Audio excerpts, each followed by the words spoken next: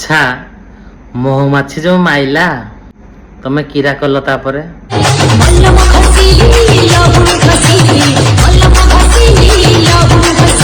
ଆଚ୍ଛା ମଲମ ଘଷିଲ ଲହୁଣୀ ଘଷିଲ ହେଲେ ଦରଜ କମିଲା କି ନାହିଁ?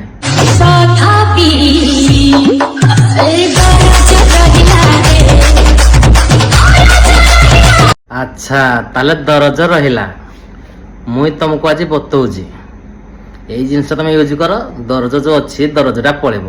ଦେଖ ଫାଷ୍ଟ ଲୁହା ଚାବିକାଠି ଯଦି ଆପଣମାନଙ୍କୁ ଯୋଉ ଜାଗାରେ ଆପଣଙ୍କର ମହୁମାଛିଟି କାମୁଡ଼ିଛି ଆପଣ ମାନେ ସେଇ ଜାଗାରେ ଲୁହାର ଚାବିକାଠିଟି ସେଠି ଘଷନ୍ତୁ, ଦେଖିବେ ତାର ବିଷ ସେଠି ସଙ୍ଗେ ସଙ୍ଗେ ଚାଲିଯିବ ଏବଂ ଆପଣମାନଙ୍କର ଯନ୍ତ୍ରଣା ବି କମିଯିବ। ଦେଖିଲ ମନ ଦେଇକିରି ଏଇତିକ ସବୁ କାମ କରିବ।